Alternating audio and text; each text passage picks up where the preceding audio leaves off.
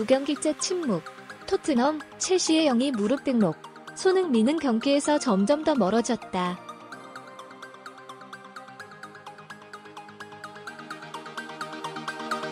손샤인 손흥민, 토트넘의 발끝이 두 경기째 침묵했고 토트넘도 첼시의 일격을 당해 2연패에 빠졌다.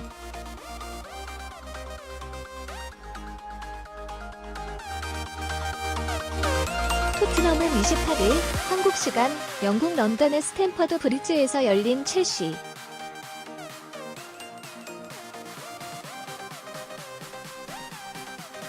와 2018-2019 잉글랜드 프로축구 프리미어리그 28라운드 원정에서 자책골을 합쳐 0-2로 패했다.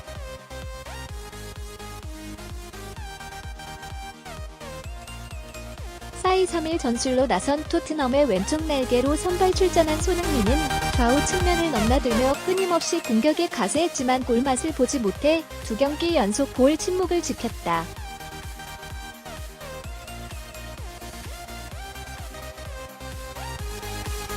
손흥민의 침묵 속에 27라운드 하위권의 벌리전에서 1-2로 충격패를 당했던 토트넘은 첼시전마저 패하며 2연패의 고배를 마셨다.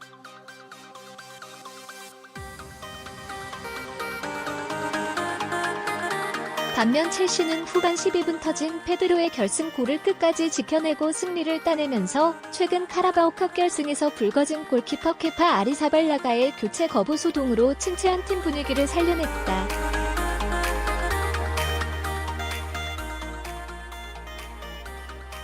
첼시의 마우리치오 사리 감독 역시 최근 팀의 부진 속에 경질설이 모락모락 피어오르며 사실상 단두대 매치에 몰렸지만 진땀승으로 잠시 숨을 돌렸다.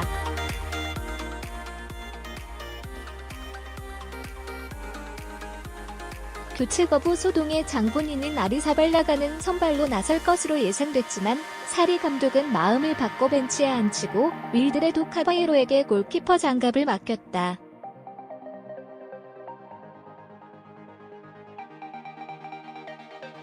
역전 우승의 불씨를 살리려는 정규리그 3위 토트넘과 팀 분위기 수습이 절실한 첼시는 킥오프 직후부터 치열한 접전을 펼쳤다.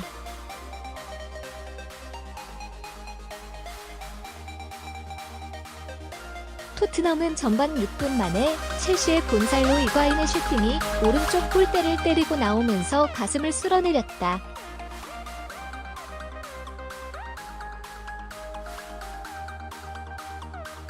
반격에 나선 토트넘의 공격 중심에는 손흥민이 있었다.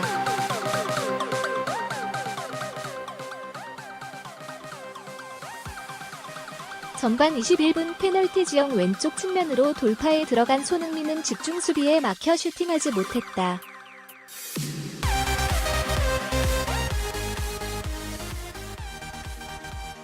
손흥민은 전반 23분에도 크리스티안 에릭센의 대각선 패스를 페널티 지역 오른쪽에서 가슴 트래핑에 이어 슈팅을 시도하려고 했지만 첼시의 마르코스 알론소에게 차단당했다.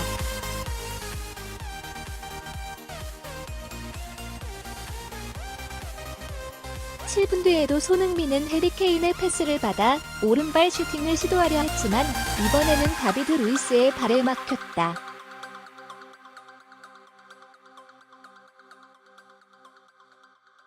토트넘은 전반 43분 해리 윙크스의 기습적인 중거리포가 크로스바를 때리는 골대 불운까지 맛보며 전반을 득점 없이 끝냈다.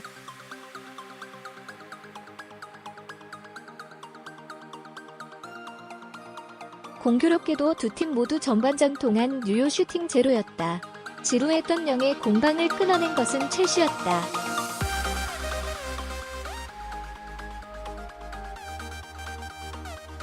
첼시는 후반 12분 세사루 아스필리쿠에타가 오른쪽 측면에서 전방으로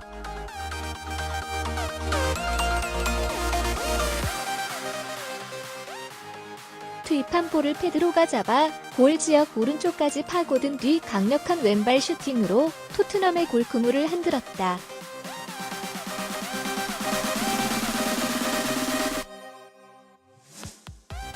양 팀을 통틀어 유일한 유효 슈팅이 득점으로 이어졌다.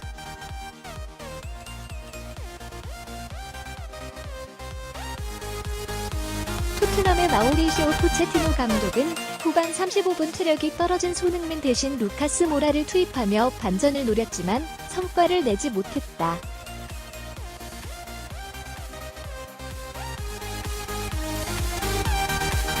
오히려 토트넘은 후반 39분 키어런 트리피어의 백패스가 자책골로 연결되면서 스스로 무너졌다. 연합뉴스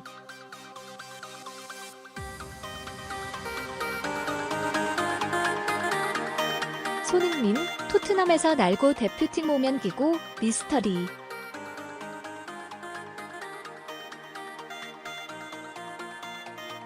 우리도 미스터리한 부분입니다.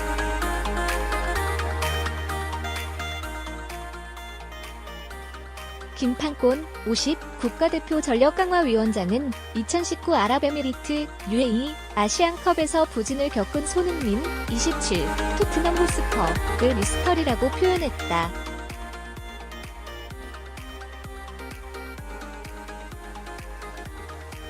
김 위원장은 27일 서울신문로 축구회관에서 아시안컵 결산 브리핑을 열고 지난 1월 아시안컵을 돌아봤다. 한국은 이 대회 8강에서 카타르에게 0-1로 저탈락했다.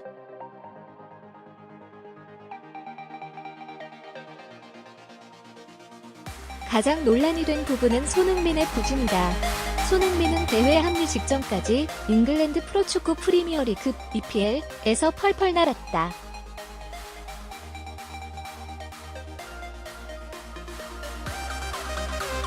12월 한 달 동안 6골 3도움을 기록했다.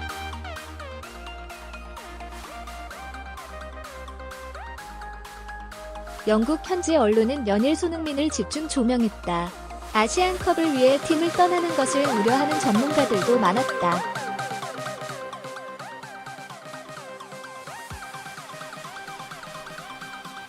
잉글랜드 국가대표 스트라이커 출신 피터 크라우치가 그가 아시안컵으로 가면 그리울 것이라고 말할 정도였다.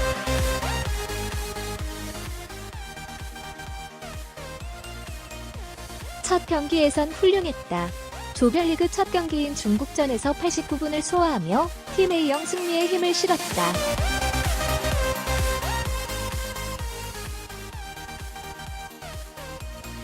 공격 포인트는 없었지만 역시 손흥민이라는 말이 나올 정도로 그라운드 곳곳을 누비며 공격을 견인했다.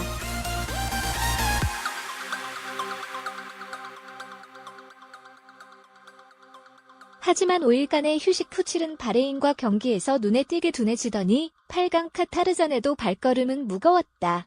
결국 손흥민은 무득점으로 대회를 마쳤고 한국도 59년 만에 우승 도전에 실패했다.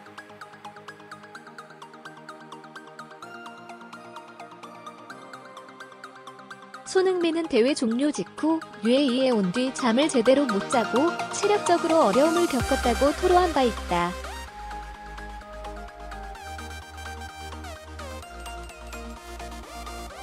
그러나 손흥민은 토트넘으로 돌아가자마자 4경기 연속 득점에 성공하는 등 좋은 모습을 보였다. 손흥민 활용법 논란이 커진 이유다.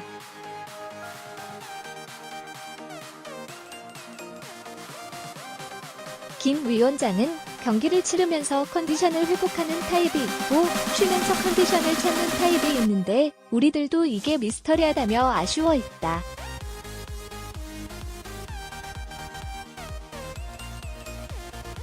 손흥민의 타입은 경기와 휴식을 반복해야만 하는 타입일 수도 있다면서 우리가 좀 더 과학적으로 접근하고 심리적으로 접근하면서 기다리는 것이 좋다고 판단한다고 답했다.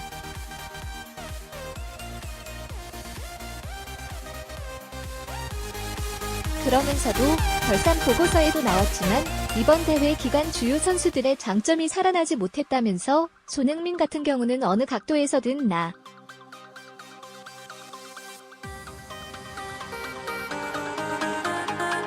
올 수 있는 슈팅이 장점인데 이번 대회에선 살아나지 않았다고 지적했다.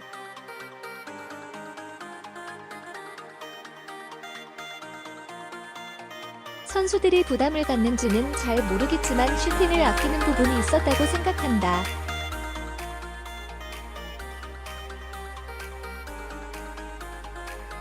파울루 벤투 감독도 그 부분에 대해 아쉬워했다면서 선수들의 장점을 살릴 수 있도록 요구해야 한다. 그 부분도 발전해야 한다고 본다고 짚었다.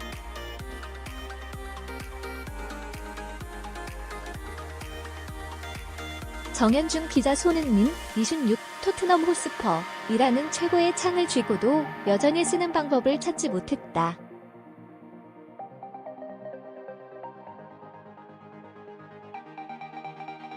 대한축구협회는 27일 오후 2시 축구회관 대회의실에서 2019 아시아 축구연맹 AFC 아시안컵 결산 브리핑을 했다. 한국 축구 대표팀은 최정예 전력을 가동하고도 59년 만에 아시안컵 우승을 놓친 것에 되짚어봤다.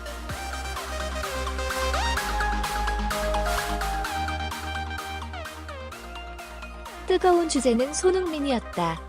손흥민은 소속팀 토트넘에서 빛나는 활약을 펼치지만 대표팀에서는 아쉽다.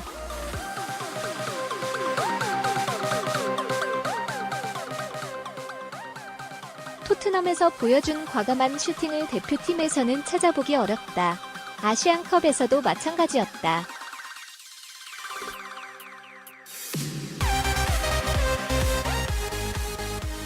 손흥민은 동료들을 살리는 이타적인 플레이에 초점을 뒀고 직접 해결하기보다 기회를 창출하는 데 힘썼다.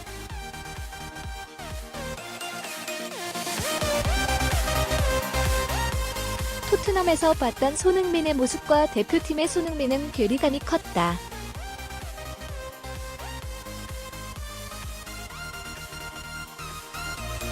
파울루 벤투 A대표팀 감독은 손흥민을 한자리에 기용하기보다 여러 위치에서 실험했다.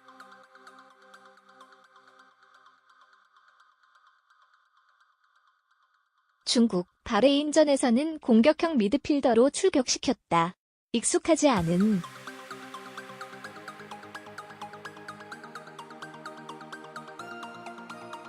옷에도 손흥민은 플레이메이커로서 나쁘지 않은 경기력을 보여줬다. 그러나 기대했던 골은 없었다.